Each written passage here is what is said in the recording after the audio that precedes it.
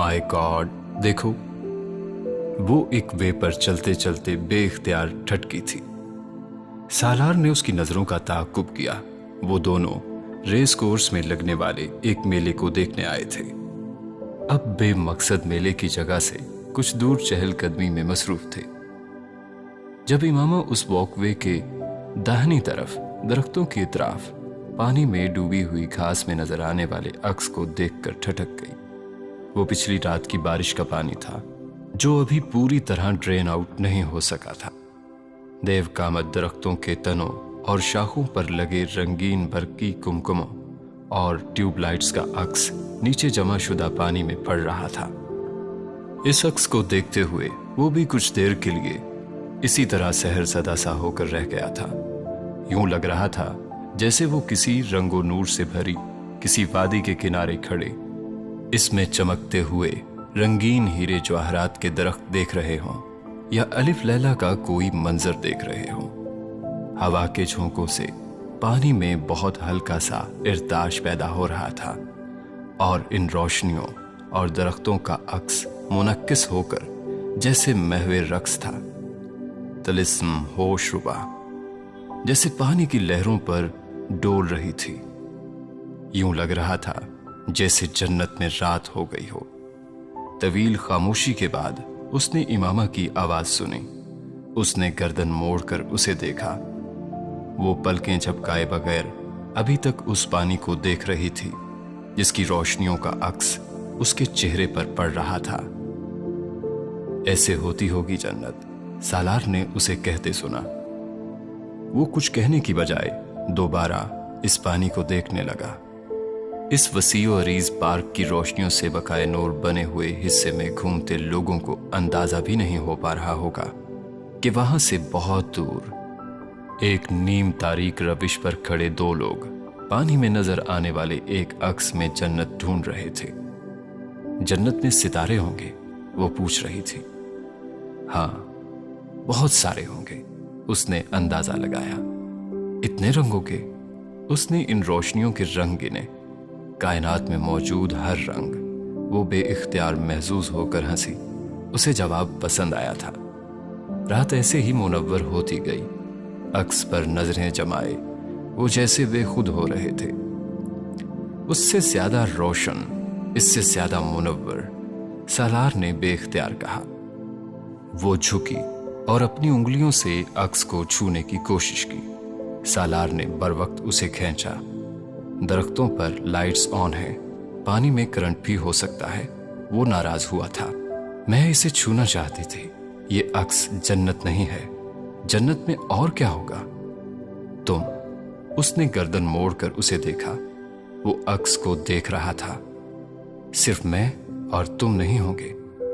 पता नहीं। उसने गर्दन मोड़कर बेहद अजीब मुस्कुराहट के साथ उसे देखा। तो फिर तुम कैसे जानते हो कि मैं वहां होंगी? उसने उसे तंग किया। जन्नत के अलावा कहीं और रखा जा सकता है तुम्हें? उसने जवाबन सवाल किया। उसके लहजे में रश्क था। वो हंस पड़ी। इतनी आसानी से मिल जाती है जन्नत? उसने जैसे सालार को जताया। मुझे आसानी से नहीं मिलेगी, तुम्हें आसानी से मिल जाएगी। उसका लहजा फिर अजीब सा था। क्यों? वो हैरान हुई। तुम जितनी आसानी से हर चीज में जन्नत ढूंढ लेती हो, मैं आज तक नहीं ढूंढ सका। इसलिए कह रहा हूं। वो ठीक कह रहा था। 2 दिन पहले वो घर के लिए लैंप खरीदने गए थे। उन्होंने बेडरूम के लिए लैंप्स का एक सेट खरीदा और वो रात को नावल पढ़ते पढ़ते लैंप शेड को देखने लगी। वो ईमेल चेक करने के बाद अपना लैपटॉप बंद करने लगा तो उसने इमामा को देखा। वो अब भी इसी तरह लैंप शेड पर नजरें जमाए बैठी थी। क्या देख रही हो तुम? वो हैरान हुआ। ब्यूटीफुल, उसने जवाबन बेसाख्ता इसी तरह लैंप शेड को देखते हुए कहा। सालार ने कदरे हैरानी से अपने साइड टेबल पर पड़े लैंप शेड को देखा। हाँ, अच्छा है, उसने सरसरी अंदाज में कहा। वो खूबसूरत लैंप्स थे, लेकिन इतने भी नहीं थे कि वो इन पर यूं नजरें गाड़ कर बैठ जाता। ये कौन से फूल हैं? वो अभी भी लैंप शेड पर नजरें जमाए कह रही थी, फूल। सालार ने हैरानी से लैंप शेड को दोबारा देखा। उसने पहली बार इस पर्पल कलर के शेड पर बने पैटर्न को देखा। इस शेड का टेक्सचर कुछ अजीब था, कागजनुमा। इस कपड़े पर सुनहरी माइल पीले फूलों का एक बेहद हसीन और नफीस पैटर्न था जो सिर्फ लैंप के ऑन होने पर नजर आ रहा था। इन फूलों में कहीं कहीं क्रिम्सन कलर की कोई चीज चमकती हुई नजर आती, मध्यम पड़ती, फिर चंद लम्हों के बाद वही चीज चमकती। ना ये गुलाब हैं और ना ही ट्यूलिप हैं, थोड़ा सा ब्लू बेल से मिलता जुलता है, लेकिन वो भी नहीं। वो जैसे फूलों को पहचानने की कोशिश कर रही थी, फिर जैसे उसने हथियार डाल दिए। ऐसे फूल जन्नत में होंगे। वो हंस पड़ा था। अच्छा देखो, ये फूल रंग बदल रहे हैं, लेकिन ये रंग नहीं बदल रहे, बल्कि ये खिल रहे हैं। वो लैंप शेड पर बने फूलों पर अपनी उंगली फेर रही थी। सालार जैसे किसी शहर में आया था। वो फूल वाकई बार बार खिलते हुए महसूस हो रहे थे। लवली। वो सराहे बगैर ना रह सका। उन्हें अब समझ आया था कि वो लैंप इतने महंगे क्यों थे। दिन की रोशनी में सेल्समैन कभी उन्हें वो पैटर्न नहीं दिखा सकता था। शायद इसलिए उसने उन्हें सिर्फ डिजाइन और रोशनी ही के हवाले से बताया था। और एक हफ्ता पहले उसके दराज साफ करते हुए सालार की वेस्ट पेपर बास्केट में से वो एक पोस्ट कार्ड उसके पास लेकर आई। हाँ, इसे फेंक दिया है मैंने, बेकार है। उसने टीवी देखते हुए इमामा के हाथ में वो पोस्ट कार्ड देखकर कहा था। वो इस कार्ड को लिए उसके पास आकर बैठ गई। सालार, ये देखो कितनी खूबसूरत झील है, और देखो कितना सुकून है इस जगह पर। सालार ने उसके हाथ से पोस्ट कार्ड लेकर उस पर एक नजर दौड़ाई। वो किसी पेंटिंग का पोस्ट कार्ड था, किसी पेंटर का बनाया हुआ लैंडस्केप, जिसके किनारे जंगली फूलों से भरे हुए थे, और इन फूलों का अक्स झील के पानी में नजर आ रहा था। कुछ फूल टूटकर पानी की सतह पर तैर रहे थे। झील के किनारे एक छोटी सी लकड़ी की कश्ती थी। एक चप्पू पड़ा था।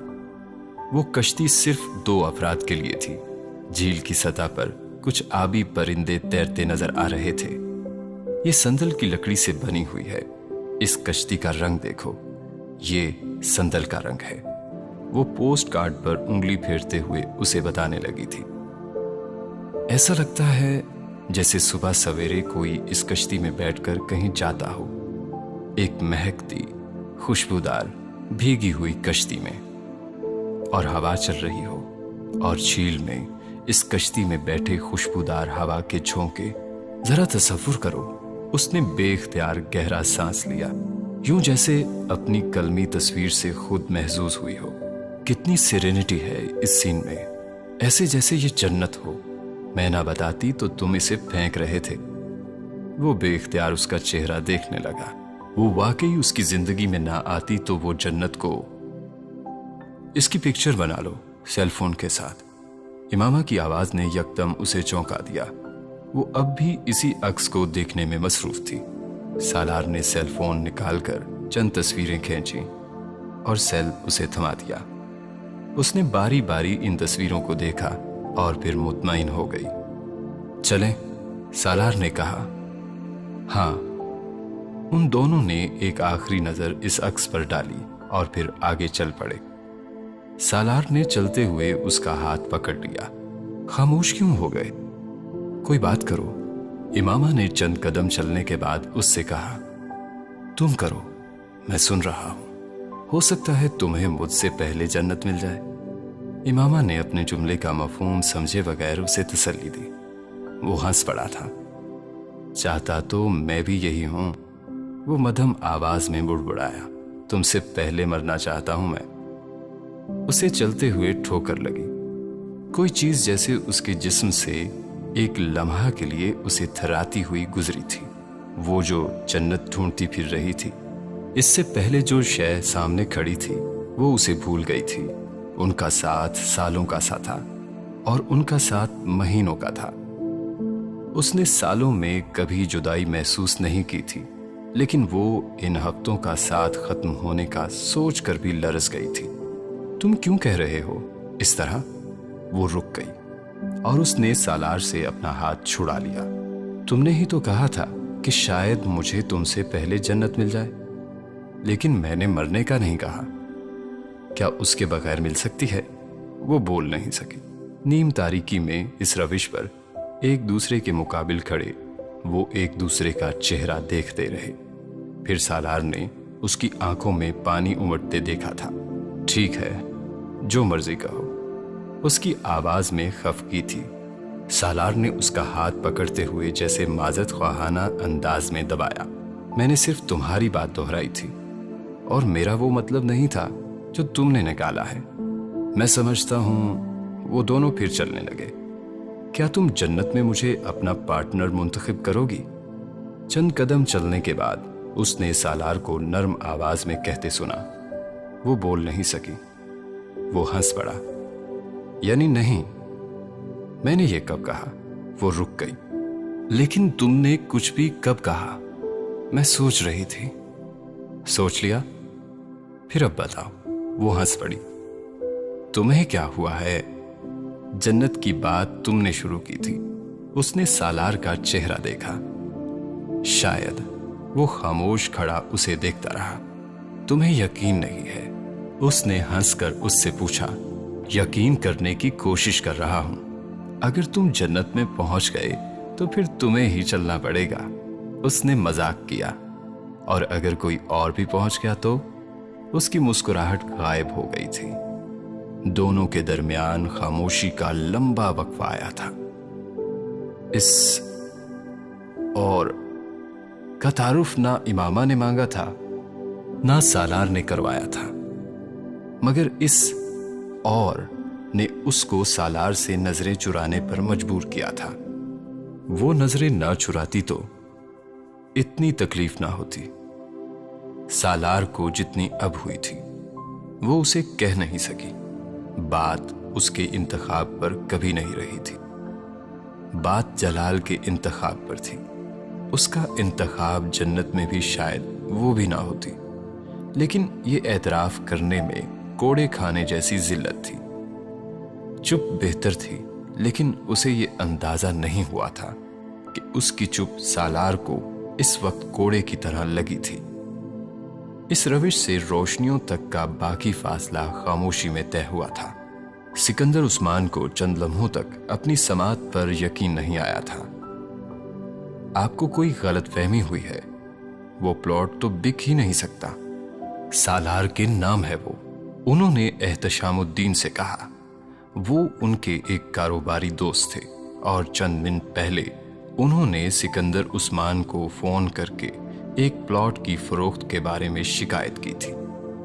ان کے کسی دوست نے انہی کے وکیل کے ذریعے ایک ایسا پلاٹ کچھ دن پہلے خریدا تھا جو سکندر عثمان کا تھا، اور جس کو 1-1.5 سال پہلے احتشام الدین نے خریدنے کی آفر کی تھی۔ لیکن سکندر نے تب انہیں یہ بتایا تھا کہ وہ پلاٹ جائیداد کی تقسیم کے دوران سالار کے نام کر چکے تھے۔ البتہ انہوں نے وعدہ کیا تھا کہ اگر کبھی اس پلاٹ کو فروخت کرنے کی ضرورت پڑی تو وہ احتشام الدین کو ترجیح دیں گے۔ میرے وکیل کے ذریعے سارا پیپر ورک ہوا ہے۔ آپ کہیں تو آپ کو نیوز پیپر میں پلاٹ کی منتقلی کا ایڈ بھی بھجوا دیتا ہوں۔ آپ کے بیٹے نے یہ پلاٹ 1.5 کروڑ میں بیچا ہے۔ مجھے تو افسوس اس بات کا ہے کہ میرے وکیل نے منتقلی کے بعد بتایا مجھے، وہ بھی اتفاقاً کچھ دیر پہلے بتا دیتا تو میں کبھی یہ پلاٹ کسی اور کو خریدنے نہ دیتا۔ چند لمحوں کے لیے سکندر عثمان کا سر گھوم کر رہ گیا۔ پچھلے سال انہوں نے اپنی جائیداد کی تقسیم کر دی تھی۔ یہ ان 2 پلاٹس میں سے ایک تھا جو سالار کے حصے میں آیا تھا۔ میں ابھی سالار سے بات کر کے دوبارہ آپ سے بات کرتا ہوں، سکندر عثمان نے یکدم کہا۔ انہیں ابھی تک یقین نہیں آ رہا تھا کہ وہ ان کو بتائے بغیر پلاٹ کیسے بیچ سکتا ہے۔ سالار اس دن اسلام آباد میں تھا اور اس وقت अपने किसी काम से मार्केट की तरफ जा रहा था जब उसे सिकंदर की कॉल मिली। सालार, तुमने अपना प्लॉट बेच दिया है। वो इस वक्त एक सिग्नल पर रुका था और उसके हेलो कहते ही सिकंदर ने दूसरी तरफ से कहा। चंद लम्हे सालार कुछ बोल नहीं सका। प्लॉट की फरोख्त का सिकंदर को इतनी जल्दी पता चल जाएगा उसे अंदाजा नहीं था। उसकी चंद लम्हों की खामोशी ने सिकंदर को बदतरीन खदशात की तस्दीक कर दी थी। तुम मेरे ऑफिस आओ, उन्होंने बेहद सर्द महरी से कहकर फोन बंद कर दिया। कब बेचा था प्लॉट? उसके ऑफिस पहुंचकर कुर्सी पर बैठते ही सिकंदर ने उससे कहा। उनका लहजा कतई खुशगवार नहीं था। वो उसकी जायदाद थी, लेकिन वो बेचने के लिए नहीं दी गई थी। पिछले महीने उसने लहजा हमवार रखने की कोशिश की। क्यों? मुझे कुछ रकम की जरूरत थी। किस लिए? सालार इस बार जवाब देते हुए झिझका। किस लिए रकम की जरूरत थी? मुझे इमामा को एक रिंग खरीद कर देनी थी। सिकंदर को लगा कि उन्हें सुनने में गलती हुई है। क्या? इमामा के लिए एक रिंग खरीदनी थी? इसी नॉर्मल अंदाज में उसने अपना जवाब दोहराया था। 1-2 लाख की रिंग के लिए तुमने प्लॉट बेच दिया। सिकंदर ने उसके जवाब से बिल्कुल गलत नतीजा निकाला। अपना क्रेडिट कार्ड इस्तेमाल करते, बैंक से पर्सनल लोन ले लेते या मुझसे कहते।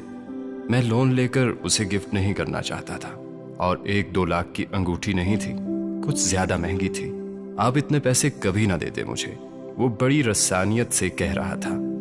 कितनी महंगी होती? 4 या 5 लाख की होती? चलो 10 लाख की होती, दे देता मैं तुम्हें। सिकंदर बेहद खफा थे। वो प्लॉट 1.25 करोड़ का था जिसे वो 1.5 करोड़ में बेच आया था। 10 लाख की बात नहीं थी। सिकंदर ने उसे कहते सुना। फिर सिकंदर के माथे पर बल आए। सालार ने अपना गला साफ किया। 13.7 ये वाहिद तरीका था जिससे वो उस अंगूठी की कीमत 3 हिस्सों में कर पाया था। क्या? सिकंदर को कुछ समझ नहीं आई। 13.7? सालार ने एक बार फिर गला साफ करके अगला लफ्ज कहा। सिकंदर को चंद लम्हे सांस नहीं आया। उन्हें पहली बार उसकी बात समझ में आई थी। 13.7 मिलियन की रिंग दी है तुमने उसे? उनका जहन जैसे भग से उड़ गया था। सालार सर झुकाए टेबल पर पड़े पेपर वेट पर उंगलियां फेर रहा था। फिलहाल वो उस कमरे में कुछ और नहीं कर सकता था। सालार, 1 करोड़ 37 लाख रुपए की रिंग खरीद कर दी है तुमने उसे? सिकंदर उस्मान को खुद भी समझ नहीं आया कि उन्होंने उससे दोबारा ये क्यों पूछा था। जी। इस बार सालार ने नजरें उठाकर उन्हें देखते हुए कहा। सिकंदर बेयकीनी से उसकी आंखों में देखते रहे। सालार ने नजरें चुरा ली। वो अब उनके अकब में दीवार पर लगी पेंटिंग देख रहा था। इसके अलावा वो और क्या करता?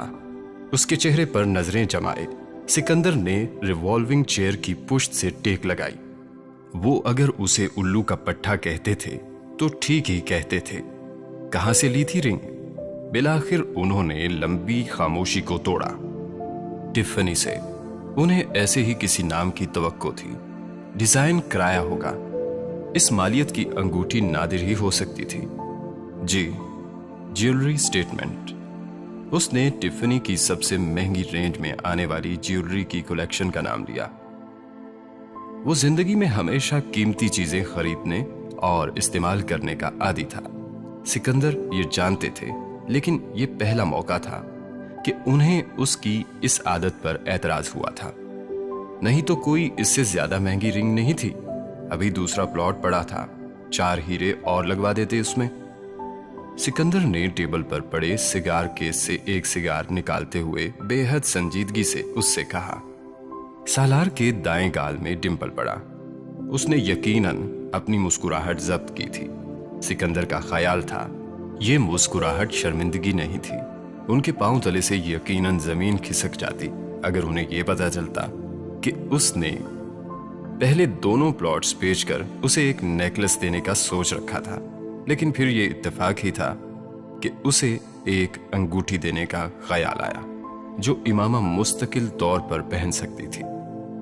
सिगार सुलगाए, रिवॉल्विंग चेयर की पुश्त से टेक लगाए वो अब भी उसी पर नजरें जमाए हुए थे और खुद पर मुसलसल जमी उनकी नजरों ने सालार को गड़बड़ाना शुरू कर दिया था। मैं किताबों में जब रांझा, फरहाद, रोमियो और मजनू वगैरह के बारे में पढ़ता था तो मैं सोचता था कि ये सारी लफ्ज़ी है, कोई मर्द इतना उल्लू का पट्टा नहीं हो सकता। लेकिन तुमने ये साबित किया है मुझ पर कि हो सकता है। किसी भी जमाने में कोई भी मर्द किसी भी औरत के लिए अक्ल से पैदल हो सकता है। सालार ने इस बेइज्जती को सर झुकाए शहद के घूंट की तरह पिया। उसकी इतनी बेइज्जती करना तो सिकंदर का हक था, लेकिन उनमें से किसी के बाप ने उन्हें येल में पढ़ाने के बाद ये सब कुछ करते हुए नहीं देखा होगा और उनमें से हर एक महबूबा के लिए पागल था। बीवी के लिए तो सिर्फ एक शाहजहां ने पैसे लुटाए थे, वो भी उसके मरने के बाद। तुम्हें क्या हो गया था? सिकंदर ने जैसे उसे शर्म दिलाई थी। मैंने दरअसल इमामा को अभी तक शादी का कोई गिफ्ट नहीं दिया था। उसके लहजे में बला का इत्मीनान था। सिकंदर जिंदगी में पहली बार उसकी ढटाई से मुतासिर हुए थे। इंसान अगर ढीठ हो तो फिर इतना ढीठ हो तो अपने पैसों से उसे गिफ्ट देते।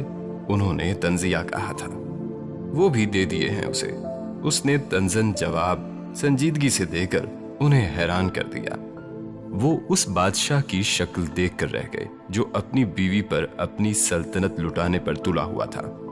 अपना सिगार ऐश ट्रे में रखते हुए वो टेबल पर कुछ आगे झुके और उन्होंने जैसे एक हमराज की तरह उससे कहा, सालार, ऐसा भी क्या है इमामा में कि तुम अक्ल से पैदल हो गए हो? ये तंजन नहीं था, वो वाकई जानना चाहते थे। सालार ने चंद लम्हों के लिए सोचा, फिर बेहद सादा लहजे में कहा, बस वो अच्छी लगती है मुझे। वो इस वक्त सिकंदर को 30 साल का मर्द नहीं बल्कि 3 साल का एक मासूम सा बच्चा लगा था, जिसके लिए दुनिया की महंगी तरीन चीज के हसूल की ख्वाहिश की वजह से सिर्फ उसका अच्छा लगना था। इस अच्छे लगने में सुपरलेटिव, कंपैरेटिव या पॉजिटिव कोई डिग्री नहीं होती। एक तवील सांस लेते हुए वो सीधे हो गए। उसे पता है रिंग की प्राइस का। नहीं, सिकंदर कुछ और हैरान हुए। तो यहां अपनी महबूबा को मुतासिर और मरूब करने का कोई जज्बा भी कारफरमान नहीं है। आप भी मम्मी या किसी दूसरे से बात ना करें। मैं नहीं चाहता इमामा को पता चले। वो अब उनसे कह रहा था। सिकंदर जवाब देने की बजाय दोबारा सिगार का कश लेने लगे। बाकी 13 लाख का क्या किया? वो अब कुछ और कारनामों के बारे में जानना चाहते थे। 7 लाख तो इमामा को हक महर का दिया, वो ड्यू था। उसने उन्हें हक महर की असल रकम बताए बगैर कहा। और बाकी 6 लाख मैंने कुछ खैराती इदारों में दे दिया, क्योंकि इमामा की रिंग पर इतने पैसे खर्च किए थे तो मैंने सोचा कुछ खैरात भी करना चाहिए। सिकंदर उस्मान का गुस्सा धुएं के मरगोलों में तहलील हो रहा था। गुस्से का कोई फायदा नहीं था। वो उसे फयाजी कहते, बेवकूफ़ी कहते या फजूल खर्ची, लेकिन सामने बैठी हुई अपनी इस औलाद के लिए उनके दिल में नरम गोशा जरा कुछ वसी हुआ था। वो उसके कोड ऑफ लाइफ को ना कभी समझे थे ना कभी बदल सके थे, लेकिन इख्तलाफ रखने के बावजूद कहीं ना कहीं वो एहतराम का एहसास भी रखते थे उसके लिए। सालार ने बाप के होंठों पर एक मुशफ़िकाना लेकिन बेहद मानी खेज मुस्कुराहट नमूदार होते देखी। और हक महर सिर्फ 7 लाख तो नहीं होगा, है ना सालार? तो वो कितने मिलियन दिया गया है? उन्होंने बेहद पिचकारी हुई आवाज में उससे कहा। सालार बेख्तियार हंसा। सिकंदर उस्मान उसके सीधे जुमलों में छुपे फंदों को ढूंढने में माहिर थे। जाने दें बाबा, उसने टाला था। यानी मिलियंस में है। उनका अंदाजा ठीक था। अब मैं जाऊं? सालार ने जवाब देने की बजाय कहा। सिकंदर ने सर हिला दिया। वो अपनी कुर्सी से उठकर उनकी तरफ आया और उसने झुकते हुए कुर्सी पर बैठे सिकंदर को साथ लगाया। پھر وہ سیدھا ہو گیا۔ سالار، جو دوسرا پلاٹ ہے اس کے پیپرز مجھے لاہور پہنچ کر بھجوا دینا۔ سکندر نے بڑے معمول کے لہجے میں اسے جاتے دیکھ کر اس سے کہا تھا۔ پاپا ٹرسٹ می، سالار نے کہا۔ Shut up. اوکے، وہ ہنس پڑا تھا۔ وہ سگار پیتے ہوئے اس کے جانے کے بعد بھی اس کے بارے میں سوچتے رہے۔ اوہ، ٹفنی اسٹیٹمنٹ۔ وہ اس رات کسی ڈنر پر تھے جب اس کی رنگ مسز زیویئر نے نوٹس کی تھی۔ وہ بزنس کلاس کا ایک بڑا نام تھی اور خود اپنے لباس اور جیولری کے لیے بے حد شہرت رکھتی تھی۔ ان کا کسی چیز کو نوٹس کرنا خاص اہمیت رکھتا تھا۔ مائی ویڈنگ رنگ، امامہ نے مسکراتے ہوئے کہا۔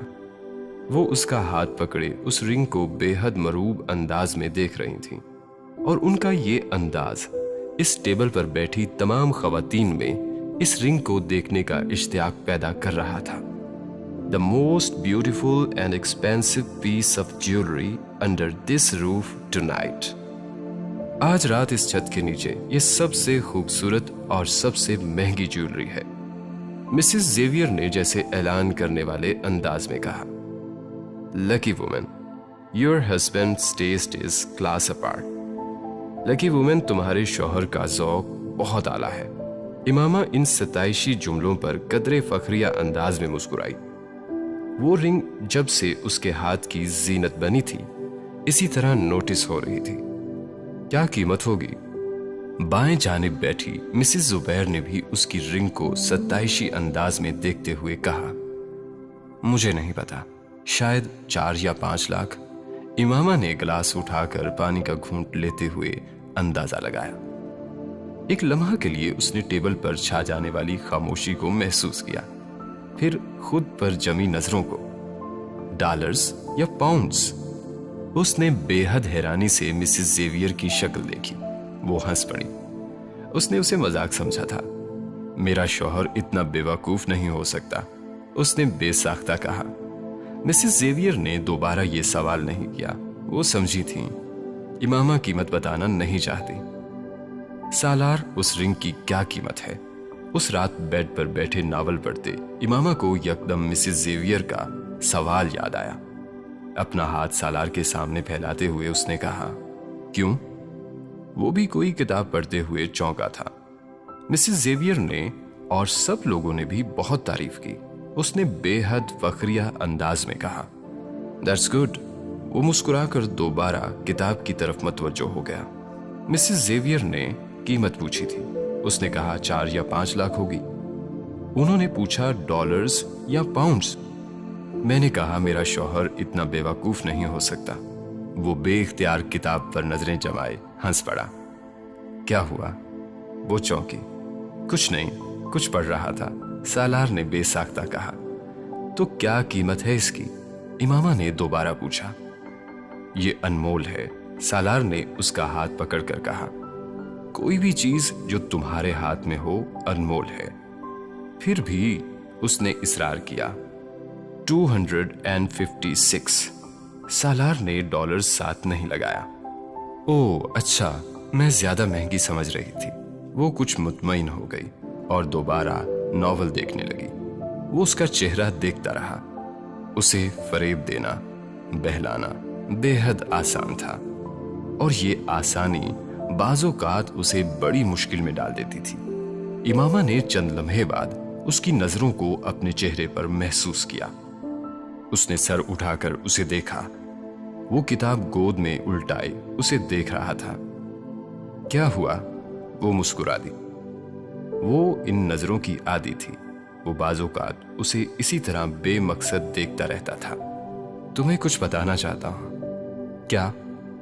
You are the best thing ever happened to me۔ وہ ایک لمحہ کے لیے حیران ہوئی، پھر ہنس پڑی۔ اس کمپلیمنٹ دینے کی اس وقت کیا وجہ تھی؟ وہ سمجھ نہیں سکی تھی۔ I love you۔ وہ پھر ہنس پڑی۔ وہ اس بار بلش ہوئی تھی۔ Thank you. جواب وہی تھا جو ہمیشہ آتا تھا۔ اس بار وہ ہنس پڑا۔ امامہ، وہ گاڑی کے دروازے کو بند کرتی کرنٹ کھا کر پلٹی تھی۔ وہ جلال تھا، پارکنگ میں اس کے برابر والی گاڑی سے اسے نکلتے ہوئے دیکھ کر ٹھٹکا تھا۔ او مائی گاڈ، मैं सोच भी नहीं सकता था कि आज तुमसे यहां मुलाकात होगी। How are you? वो बेहद एक्साइटेड अंदाज में उसकी तरफ आया था। वो बुत बनी उसे देख रही थी। बास चीजें बलाओं की तरह इंसान के ताक़ुब में रहती हैं। जहां भी मिलती हैं, इंसान का खून खुश्क कर देती हैं। गाड़ी की चाबी मुट्ठी में दबाए वो भी जर्द चेहरे के साथ उसे देख रही थी। उसे अंदाजा नहीं था वो अब भी उसका खून निचोड़ने की सलाहियत रखता था। अगर नहीं मिले तो सालों नहीं मिले, और अब एक ही साल में दोबारा मुलाकात हो रही है। वो उसकी उड़ी हुई रंगत पर गौर किए बगैर बेतकल्लुफ दोस्तों की तरह कह रहा था। इमामा ने बिलाखिर मुस्कुराने की कोशिश की। यह जरूरी था, बेहद जरूरी था। जलाल अंसर से ज्यादा खुद उसके लिए। उसे ना वो पुराना दोस्त समझ सकती थी, ना बेतकल्लुफ हो सकती थी। उसके चेहरे पर नजर पड़ते ही उसे सिर्फ एक ही रिश्ते और ताल्लुक का ख्याल आया। एक ही ख्याल आ सकता था उसे। मैं ठीक हूं, आप कैसे हैं? उसने मुस्कुराने की कोशिश की। नजरें तो वो अब भी उससे नहीं मिला सकती थी। वो वैसा था जैसा उसने उसके क्लिनिक पर आखिरी मुलाकात में देखा था। वजन पहले से कुछ बढ़ गया था और हेयर लाइन कुछ और पीछे चली गई थी, लेकिन अपनी जिंदगी में वो उसका जो इमेज लिए बैठी थी, उसको इन दोनों चीजों से फर्क नहीं पड़ सकता था। मैं तो बिल्कुल ठीक हूं, मैंने चंद माह पहले शादी कर ली है। उसकी समझ में नहीं आया उसने उसे ये खबर देना क्यों जरूरी समझा। क्या उसका इससे कोई ताल्लुक था, या वो उसे इस इनफॉर्मल चिट चैट से पहले ही बता देना चाहता था कि वो अवेलेबल नहीं है। उस आखिरी मुलाकात में जो कुछ वो उससे कह चुका था, उसके बाद वो दस्तयाब होता भी तो कम से कम इतनी इज्जत नफ्स तो वो रखती थी, या वो उसे जरूरतमंद समझ रहा था। और समझ भी रहा था तो क्या गलत कर रहा था? मेरी ही गलती थी। अगर यूं भीख लेने उसके पास ना गई होती तो कम से कम उसके सामने सर तो ऊंचा रख सकती थी। वो खुद को मलामत करने लगी थी, और उसकी खामोशी ने जलाल को कुछ और मोहतात किया। बहुत अच्छी है मेरी बीवी, वो भी डॉक्टर है, ब्रिटिश नेशनल है, स्पेशलाइजेशन भी उसने वहीं से की है। Amazing women. उसने 4 जुमलों में उस पर अपनी बीवी की हैसियत वाजे कर दी थी। एक लम्हे के लिए वो भूल गई थी कि वो भी किसी की बीवी है। अपने पैरों के नीचे जमीन लिए खड़ी थी। उसके मुंह से किसी दूसरी औरत के लिए मेरी बीवी के अल्फाज ने चंद लम्हों के लिए उसे इसी तरह उधेड़ा था। मुबारक हो, उसने बिलाखिर वो लफ्ज कहे जो उसे कहने चाहिए थे। थैंक्स, मैं तुमको जरूर बुलाता अगर मेरे पास तुम्हारा कांटेक्ट नंबर होता। पहली बार तो नहीं बुला सका था, लेकिन दूसरी बार तो बुला सकता था। जलाल ने बात करते करते जैसे मजाक किया था। वो मुस्कुरा नहीं सकी। वो कभी उसके इस मजाक पर मुस्कुरा नहीं सकती थी। तुमने तो उसके बाद कोई राबिता ही नहीं किया, कोई फोन, कोई विजिट, कुछ नहीं। मैं तो इंतजार ही करता रहा। वो अब उसका जायजा ले रहा था, और उसे उसमें होने वाली तब्दीलियों का भी एहसास हुआ था। ये इमामा 7-8 माह पहले वाली इमामा से बेहद मुख्तलिफ थी। वो अब भी पहले की तरह एक चादर में मलबूस थी, लेकिन उसकी चादर और लिबास बेहद नफीस और महंगे थे, बावजूद इसके कि वो कैजुअल ड्रेस में थी। उसके हाथों और कानों में पहनी हुई ज्वेलरी ने जलाल को एक लम्हा के लिए चौंकाया था। उसकी वेडिंग फिंगर में एक रिंग थी, लेकिन ये वो वहम था जिसकी वो तस्दीक नहीं चाहता था। क्यों? पता नहीं क्यों। ये वो चेहरा नहीं था जिसे उसने अपने क्लिनिक पर देखा था। मेकअप से आरी चेहरे के साथ वो इमामा उसे डरी, सहमी, कंफ्यूज्ड और बहुत बुझी हुई लगी थी। सामने खड़ी इमामा के चेहरे पर भी मेकअप नहीं था, और उसके बाल भी बेहद आम अंदाज में ढीले जूड़े की शक्ल में लिपटे हुए उसकी गर्दन की पुश्त पर नजर आ रहे थे। यूं जैसे वो इत्तफाकन किसी काम से घर से निकली हो لیکن اس کے باوجود اس کے چہرے اور آنکھوں میں ایک چمک تھی۔ اس کی باڈی لینگویج 10-12 سال پہلے کی امامہ کی طرح تھی، وہ امامہ جس سے پہلی بار مل کر وہ اٹریکٹ ہوا تھا، کیئرلیس، بے نیاز، لیکن بے حد پر اعتماد اور پرسکون۔ ایک نظر میں ہی جلال کو احساس ہو گیا تھا کہ امامہ ہاشم بہت بدل چکی ہے۔ کیسے اور کیوں؟ اسے تھوڑی سی بے چینی ہوئی۔ اس کے عقب میں کھڑی اس قیمتی گاڑی کو بظاہر سرسری دیکھتے ہوئے جلال نے اس سے پوچھا، تم اب بھی اسی فارماسیوٹیکل کمپنی میں کام کرتی ہو؟ اس کا جی چاہا تھا کہ کاش اس میں آنے والی ساری تبدیلیاں کسی بونس، کسی ہینڈسم پیکج کی مرہون منت ہوں۔ کمینی خواہش تھی، لیکن جلال انصر کی اس وقت یہی خواہش تھی۔ مرد کو اپنی متروکہ عورت کو مووڈ آن دیکھ کر حد تک کا احساس ہوتا ہے، اور وہ اس احساس سے بچنا چاہتا تھا۔ نہیں، میں نے جاب چھوڑ دی تھی، اس نے مدھم آواز میں کہا۔ اوہ اچھا، وہ بڑبڑایا۔ تو تم کچھ نہیں کر رہی آج کل؟ امامہ چند لمحے خاموش رہی۔ اگلا جملہ کہنا مشکل تھا، مگر بے حد ضروری تھا۔ میری شادی ہو گئی ہے۔ وہ اب بھی یہ نہیں کہہ سکی کہ میں نے شادی کر لی ہے۔ جلال کے چہرے سے ایک لمحہ کے لیے مسکراہٹ غائب ہو گئی۔ اوہ اچھا، کانگریچولیشنز۔ وہ بر وقت سنبھلا تھا۔ امامہ نے اس کی آواز کی لڑکھڑاہٹ نوٹس نہیں کی تھی۔ تم نے بتایا ہی نہیں، نہ انوائٹ کیا۔ کیا کرتا ہے وہ؟ آپ جانتے ہیں اسے، سالار سکندر۔ اس نے گلا صاف کر کے کہا۔ اوہ، ایک لمحے کے لیے جلال کے پاس کہنے کے لیے کچھ نہیں بچا۔ وہ بینکر ہے، میں جانتا ہوں۔ جلال اس کی بات کاٹ کر اسے سالار کا بینک اور اس کی ڈیزگنیشن بتانے لگا۔ آپ کو کیسے پتا ہے؟ وہ حیران ہوئی۔ آدھے شہر کو تمہارے شوہر کے بارے میں پتا ہوگا۔ بزنس کمیونٹی سے میرا کافی ملنا جلنا ہے، تو اس کے بارے میں پتا چلتا رہتا ہے۔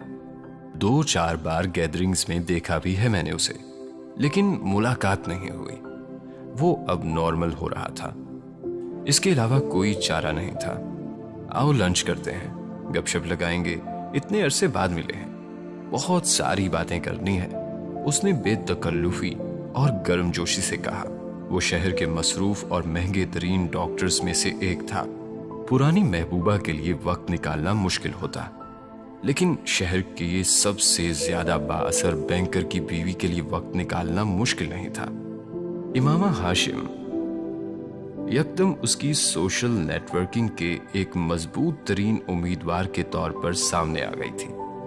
نہیں، میں گروسری کے لیے آئی ہوں، ڈنر کے لیے کچھ چیزیں چاہیے تھی مجھے۔ امامہ نے اسے ٹالنا چاہا۔ اسے یقین تھا وہ اصرار نہیں کرے گا۔ جلال کے بارے میں اس کے اندازے آج بھی غلط تھے۔ یار، گروسری بھی ہو جائے گی، میں خود کروا دوں گا، لیکن لنچ کے بعد۔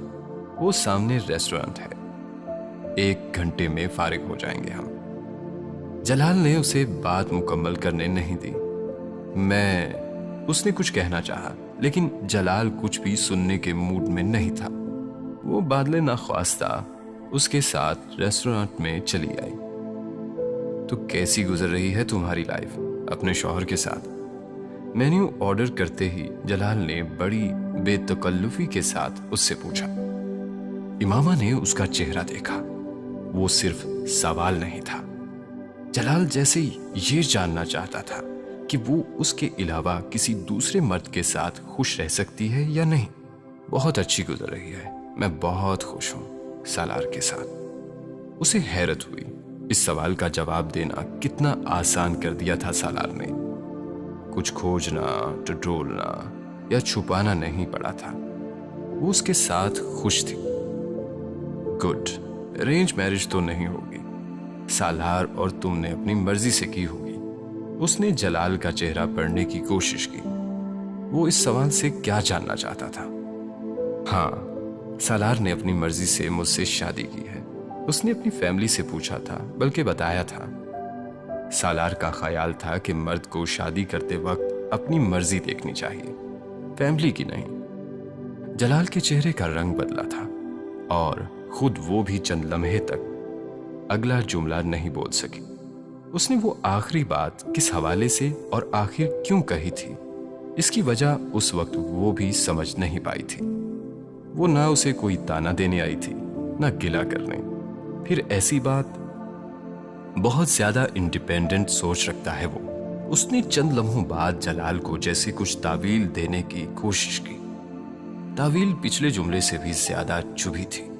ظاہر ہے سالانہ لاکھوں کمانے والے شوہر کی تعریف بیوی پر فرض ہوتی ہے۔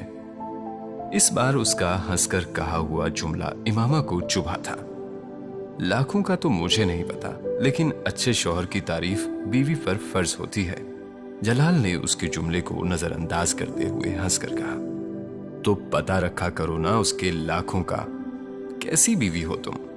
1.5-2 کروڑ تو بنا ہی لیتا ہوگا سال میں۔ بہت بڑے بڑے مرجرز کروا رہا ہے تمہارا شوہر، تمہیں بتاتا نہیں؟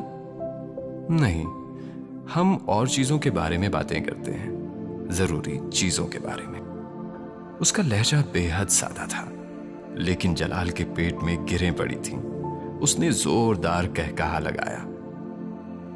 بعض دفعہ ہنسی کی شدید ضرورت پڑ جاتی ہے۔ چالاک مردوں کو ایسی ہی بیویوں کی ضرورت ہوتی ہے۔ تم لوگوں کی رہائش کہاں ہے؟ اس نے جوتا مارا، پھر معصومیت سے سوال کیا۔ امامہ نے اس کے تبصرے پر کچھ کہنے کی بجائے اسے اپنا ایڈریس بتایا۔ وہ اس کے ساتھ سالار کو مزید ڈسکس نہیں کرنا چاہتی تھی۔ او، اپارٹمنٹ، وہ بھی رینٹڈ۔ کوئی گھر ور لینا چاہیے تھا تم لوگوں کو۔ تم لوگ انٹرسٹڈ ہو تو میرے 2-3 گھر ہیں اچھے پوش ایریا میں، تم لوگ رینٹ کر لو۔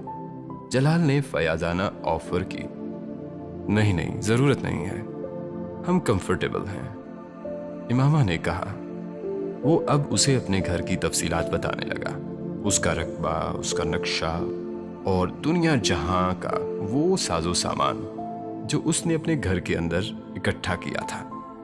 تم سالار کے ساتھ آؤ نا کسی دن کھانے پر۔ بات کرتے کرتے اس نے یوں کہا جیسے وہ واقعی صرف دوست ہی تھے اور دوست ہی رہے تھے۔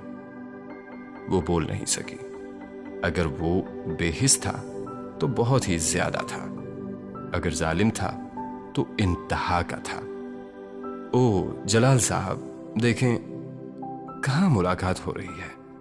وہ ایک ادھیڑ عمر آدمی تھا جو ریسٹورنٹ کے اندر اپنی بیوی کے ساتھ ان کی ٹیبل کے پاس سے گزرتے ہوئے جلال سے ملنے لگا۔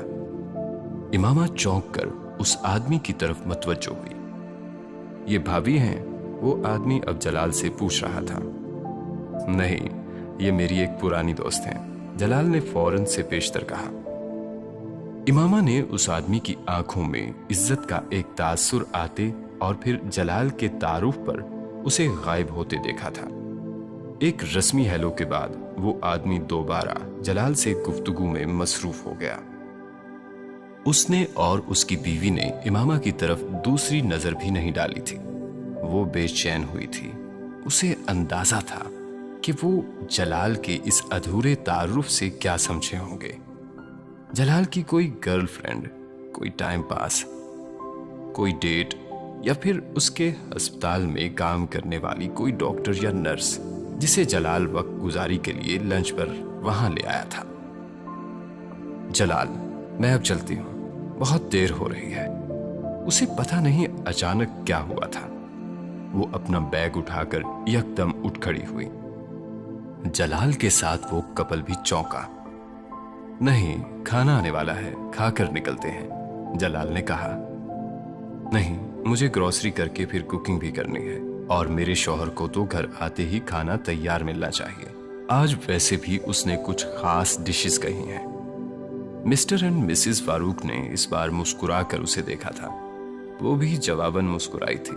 اس نے شوہر کا لفظ کیوں استعمال کیا تھا وہ نہیں جانتی تھی۔ شاید اس کپل کی آنکھوں میں عزت کی اس نظر کو دوبارہ دیکھنے کے لیے جو چند لمحے پہلے جلال کی بیوی سمجھنے پر ان کی آنکھوں میں چھلکی تھی۔ اس کا انداز اتنا حتمی تھا کہ جلال اس بار اس سے اصرار نہیں کر سکا۔ اچھا، سالار کا کوئی وزٹنگ کارڈ اور اپنا کانٹیکٹ نمبر تو دے دو، اس نے امامہ سے کہا۔ اس کے بیگ میں سالار کے چند کارڈز تھے۔ اس نے ایک کارڈ نکال کر جلال کے سامنے ٹیبل پر رکھ دیا۔ اپنا فون نمبر بھی لکھ دو۔ وہ ایک لمحہ کے لیے ہچکچائی، پھر اس نے اسی کارڈ کی پشت پر اپنا سیل فون نمبر لکھ دیا۔ جلال کے پاس کھڑا آدمی تب تک اس کارڈ پر نام پڑھ چکا تھا۔ او، آپ سالار سکندر کی بیوی ہیں؟ وہ اس کے سوال پر بری طرح چونکی۔ فاروق صاحب بھی بینکر ہیں، سالار کو جانتے ہوں گے، جلال نے فوراً سے پیشتر کہا۔ بہت اچھی طرح سے۔ اس آدمی کا انداز اب مکمل طور پر بدل چکا تھا۔ وہ ایک مقامی بینک کے ایگزیکٹوز میں سے تھا۔ اس نے امامہ کو اپنی بیوی سے متعارف کروایا۔ آپ کے شوہر بہت بریلینٹ بینکر ہیں۔ وہ مسز فاروق سے ابھی ہاتھ ملا رہی تھی جب فاروق نے سالار کے لیے ستائشی کلمات ادا کیے۔ ہمیں انوائٹ کیا تھا اس نے کچھ ماہ پہلے ویڈنگ ریسیپشن پر، لیکن ہم امریکہ میں تھے، مسز فاروق اب بڑی گرمجوشی سے کہہ رہی تھی اور امامہ کی جان پر بنائی تھی۔ وہ اندازہ نہیں کر پائی تھی کہ وہ سالار کے کتنے قریب تھے یا صرف سوشل سرکل کا حصہ تھے۔ جو کچھ بھی تھا، وہاں جلال کے پاس بیٹھ کر اپنے شوہر کے کسی شناسہ سے ملنا اس کی زندگی کے سب سے امبیرسنگ لمحات میں سے ایک تھا۔ بہت کلوز فرینڈشپ ہے امامہ، بلکہ سالار کے ساتھ میری فیملی ٹائز ہیں، بس درمیان میں کچھ عرصہ آؤٹ آف ٹچ رہے ہیں ہم۔ 10-12 سال تو ہو گئے ہوں گے ہماری فرینڈشپ کو۔ اس کی سمجھ میں نہیں آیا وہ کیا کہہ رہا تھا۔ اس نے کچھ حیرانی سے جلال کو دیکھا۔ ویری نائس، آپ سالار کے ساتھ آئیں کسی دن ہماری طرف، فاروق نے مسکراتے ہوئے کہا۔ شور، بس سالار کچھ مصروف ہے آج کل، امامہ نے قدرے گڑبڑا کر مسکراتے ہوئے کہا۔ چند رسمی جملوں کے تبادلے کے بعد وہ انہیں خدا حافظ کہتے ہوئے وہاں سے نکل آئی تھی، لیکن وہ بے حد اپسیٹ تھی۔ وقت ایک بار پھر 11 سال پیچھے چلا گیا تھا، اسی میڈیکل کالج میں۔ اس کے بعد جو کچھ ہوا تھا اور کئی سال کے بعد جلال کے ساتھ ہونے والی پہلی ملاقات اور پھر آج اس کا سامنا۔ وہ ڈپارٹمنٹل اسٹور میں کیا خریدنے آئی تھی، بھول گئی تھی۔ وہ ٹرالی لیے ایک شیلف سے دوسری شیلف کو دیکھتے گزرتی رہی، پھر خالی ٹرالی پر نظر پڑنے پر اس نے ہڑبڑاہٹ میں سوچا کہ وہ کیا خریدنے آئی تھی، لیکن ذہن کی اسکرین پر کچھ بھی نمودار نہیں ہوا تھا۔ اس نے بے مقصد چند چیزیں اٹھائیں اور پھر باہر آ گئی۔ جلال کی گاڑی اب وہاں نہیں تھی، اس کی گاڑی کے برابر والی جگہ خالی تھی۔ معلوم نہیں اسے کیوں یہ توقع تھی کہ وہ ریسٹورانٹ سے باہر آ کر اس کے لیے وہاں بیٹھا ہوگا۔ کم از کم اتنا انتظار تو کرتا کہ اسے خود رخصت کرتا۔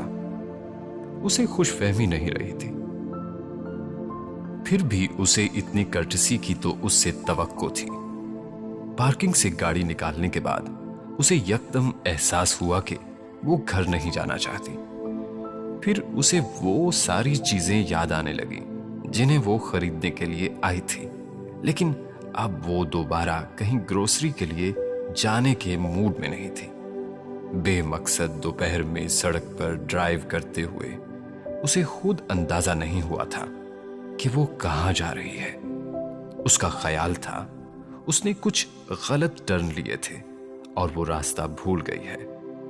بہت دیر بعد اسے احساس ہوا کہ وہ لاشعوری طور پر اس روڈ پر جا رہی تھی جس طرف سالار کا آفس تھا۔ وہ بے حد احمقانہ حرکت تھی۔ وہ مال روڈ پر تھی اور اب ون وے کی وجہ سے واپس نہیں پلٹ سکتی تھی۔ جب تک وہ یو ٹرن لیتی تب تک وہ اس کے آفس کو کراس کر چکی تھی۔ ایک سگنل پر ایک لمبے چوڑے ٹریفک جام میں پھنسے اسے وہ سڑک اور اپنی زندگی ایک جتنا لمبا لگے تھے۔ وہ 1.5 گھنٹے پہلے سالار کے ساتھ خوش تھی، لیکن اب وہ خوش نہیں تھی۔ اے سی کی کولنگ یکدم خراب ہونا شروع ہو گئی تھی۔ اس نے اے سی بند کر دیا۔ وہ کچھ دیر اپنی زندگی میں گرمی ہی چاہتی تھی۔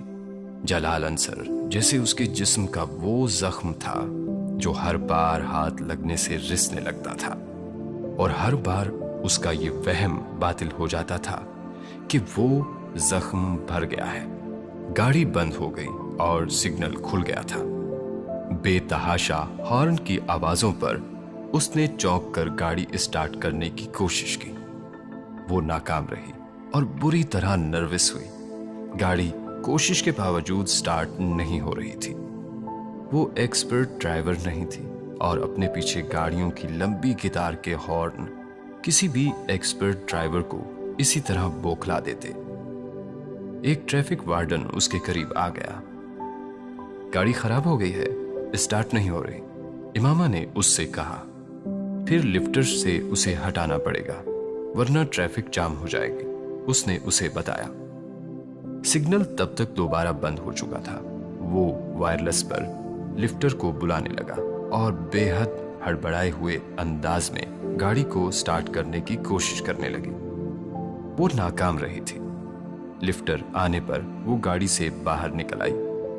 لفٹر میں بیٹھا آدمی اس کو قریبی پارکنگ میں پہنچانے کے بارے میں اسے بتاتے ہوئے کسی رکشہ یا ٹیکسی میں اسے وہاں تک جانے کا کہہ کر غائب ہو گیا۔ مال روڈ پر اس ٹریفک کے درمیان اسے کوئی رکشہ یا ٹیکسی نہیں مل سکتی تھی۔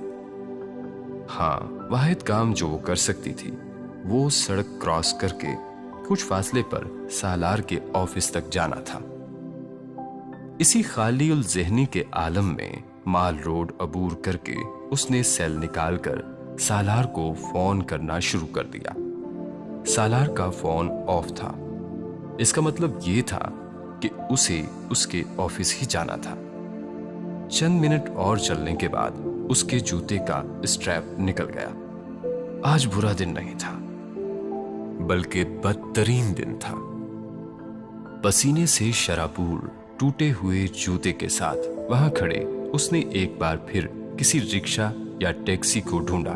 وہ اس ٹوٹے ہوئے جوتے کے ساتھ اس کے آفس نہیں جانا چاہتی تھی، لیکن فی الحال اسے اس کے علاوہ کوئی چارہ نظر نہیں آیا تھا۔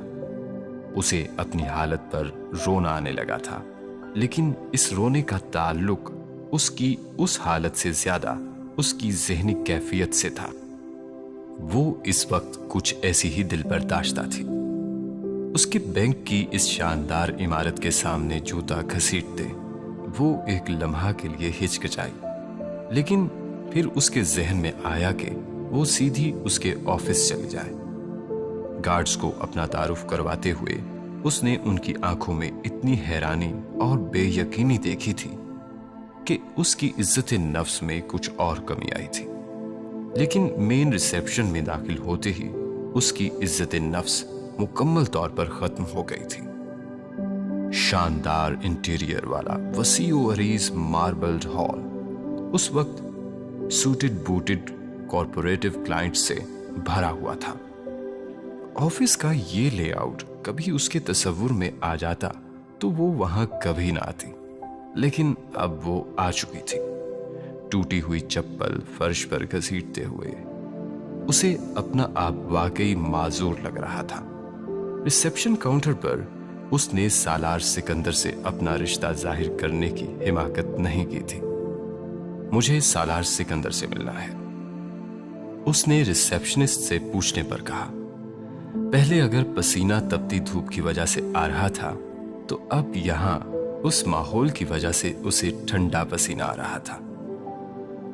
کیا آپ نے اپوائنٹمنٹ لیا ہے میڈم؟ ریسیپشنسٹ نے بے حد پروفیشنل انداز میں مسکراتے ہوئے اس سے پوچھا۔ اس کا ذہن ایک لمحہ کے لیے بلینک ہو گیا۔ اپوائنٹمنٹ؟ وہ حیران ہوئی تھی۔ اس نے جواب دینے کی بجائے ہاتھ میں پکڑے سیل پر ایک بار پھر اس کا نمبر ڈائل کیا۔ اس بار کال ریسیو نہیں ہوئی تھی، لیکن بیل بجی تھی۔ میں اس کی دوست ہوں، اس نے کال ختم کرتے ہوئے بے ربطی سے کہا۔ ابھی وہ ایک میٹنگ میں ہیں، انہیں تھوڑی دیر میں انفارم کر دیتی ہوں۔ आपका नाम? रिसेप्शनिस्ट ने कहा, इमामा। वो अपना नाम बताकर हॉल में पड़े सोफों में से एक सोफे पर जाकर बैठ गई। उसे तकरीबन 15 मिनट इंतजार करना पड़ा। हाथ पर हाथ रखकर बैठे हुए आते जाते लोगों को देखते उसे ये लम्हे बहुत तवील लगे थे। 15 मिनट बाद उसने चंद अफराद के साथ सालार को बातचीत करते रिसेप्शन पर नमूदार होते देखा। वो उससे काफी फासले पर था और इधर उधर नजर दौड़ाए बगैर वो उन लोगों के हमरा रिसेप्शन की एंट्रेंस तक आ चुका था। एक लम्हा के लिए इमामा को खदशा हुआ कि वो कहीं उनके साथ बाहर न निकल जाए, लेकिन दरवाजे से कुछ पहले उन लोगों से हाथ मिलाने लगा था। वो उन्हें छोड़ने के लिए वहां आया था। चंद मिनट दरवाजे पर उन लोगों के साथ बात करने के बाद वो इधर उधर देखे बगैर लंबे लंबे डग भरता हुआ दोबारा वापस जाने लगा। रिसेप्शनिस्ट ने उसे रोका। उसने यकीनन दूर सोफे से खड़ी होती हुई इमामा को देख लिया था, वरना वो सालार को कभी वहां रोककर उसके किसी विजिटर के बारे में इन्फॉर्म ना करती। इमामा ने सालार को रिसेप्शनिस्ट की बात सुनने और फिर ठटकते देखा। वो अपनी एड़ियों पर घूम गया था। वो बहुत फासले पर थी, लेकिन इतने फासले पर नहीं थी कि वो उसे देख या पहचान ना पाता।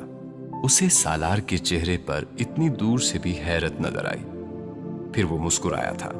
उसने पलटकर रिसेप्शन से यकीनन उसका तारुफ करवाया। फिर वो रुके बगैर उसकी तरफ बढ़ आया। अगर वो उससे घर में सामना कर रही होती तो इस वक्त वो सालार से लिपट कर बच्चों की तरह रो रही होती। वो कुछ ऐसी ही ज़हनी हालत में थी, लेकिन वो यहां ये नहीं कर सकती थी। What a pleasant surprise, उसने करीब आते हुए कहा। वो बेहद खुशगवार मूड में था। मेरा जूता टूट गया है, उसने बेरब्ती से जवाब दिया। उसने सालार से नजरें मिलाए बगैर सर झुकाते हुए कहा। वो नहीं चाहती थी कि वो उसकी आंखें पढ़े, क्योंकि वो जानती थी वो उसकी आंखों को खुली किताब की तरह पढ़ सकता था। सामने सिग्नल पर मेरी गाड़ी खराब हो गई। वो लिफ्टर उसे कहीं ले गया है और यहाँ तुम्हारा ऑफिस था तो मैं आ गई, लेकिन शायद नहीं आना चाहिए था क्योंकि तुम मसरूफ हो। बस तुम मुझे घर भिजवा दो। उसने जवाबन एक के बाद एक मसला बताते हुए उसे बेहद बेढंगे अंदाज में कहा। No problem. सालार ने उसके चेहरे को गौर से देखते हुए उसे तसल्ली दी। सॉरी मैम, आप मुझे अपना तारुफ करवा देती तो मैं आपको ऑफिस में बिठा देती। डेस्क पर बैठी लड़की ने उसके करीब आकर माजरत की थी। इट्स ओके, किसी को भेजकर यहाँ करीब किसी शू स्टोर से इस साइज का जूता मंगवाएं, उसने उस लड़की से कहा और फिर अगला जुमला इमामा से कहा। इमामा, ये टूटा हुआ जूता उतार दो। उतार दूं? वो हिचकिचाई। हाँ, कोई हर्ज नहीं। मेरे बाथरूम में वुजू के लिए स्लीपर्स हैं, वो पहनकर पाँव धो लेना, तब तक नया जूता आ जाएगा तुम्हारे लिए। और किस सिग्नल से गाड़ी लेकर गए हैं? इमामा ने उसे अंदाजे से बताया। उसने डेस्क से आने वाली लड़की को गाड़ी का नंबर बताते हुए कुछ हिदायत दी। वो तब तक टूटे हुए जूते से अपना पाँव निकाल चुकी थी। उसका हाथ अपने हाथ में लिए वो उसे वहां से ले आया। अपने हाथ पर उसकी गिरफ्त से इमामा ने महसूस किया कि उसे उस वक्त इस सहारे की बेहद जरूरत थी। एक पाँव में जूता ना होने के बावजूद वो बड़ी सहूलत से चलते हुए उसके ऑफिस में आ गई थी। वो रास्ते में मिलने वाले अफराद से इसी रिफ्लेक्स्ड और आम अंदाज में उसे मुतारिफ करवाता कॉरिडोर से अपने ऑफिस आ गया था। वैसे तुम इस तरफ आ कैसे गईं? अपने ऑफिस का दरवाजा बंद करते हुए उसने इमामा से पूछा। इसे कोई बहाना याद नहीं आया। उसका जहन उस वक्त कुछ इतना ही खाली हो रहा था। सालार चंद लम्हे जवाब का इंतजार करता रहा, फिर उसने बात बदल दी। तुम खड़ी क्यों हो? बैठ जाओ। अपने टेबल की तरफ जाते हुए उसने इंटरकॉम का रिसीवर उठाते हुए उससे कहा। उसकी साइड डेस्क पर रखी अपनी एक फ्रेम्ड तस्वीर से नजरें हटाते हुए वो कमरे के एक कोने में पड़े सोफों में से एक पर बैठ गई। वो इंटरकॉम पर उसके लिए कोई जूस लाने का कह रहा था। जब उसका फोन बजने लगा, उसने अपना सेल फोन उठाकर कॉल रिसीव की। चंद लम्हे वो फोन पर बात करता रहा। फिर उसने इमामा से कहा, इमामा, तुम्हारा क्रेडिट कार्ड कहाँ है? वो उसके सवाल पर चौंक गई। उसके पास एक सप्लीमेंट्री कार्ड था। मेरे बैग में, जरा चेक करो। उसने बैग से वॉलेट निकाला और फिर बारी बारी उसके तमाम हिस्से चेक किए। वहां कार्ड नहीं था। उसके हाथ के तोते उड़ गए। इसमें नहीं है। उसने उड़ी हुई रंगत के साथ सालार से कहा। उसने जवाब देने की बजाय फोन पर कहा, बिल्कुल, मेरी बीवी छोड़ आई थी वहां, मैं मंगवा लेता हूं, थैंक यू। उसने फोन बंद कर दिया।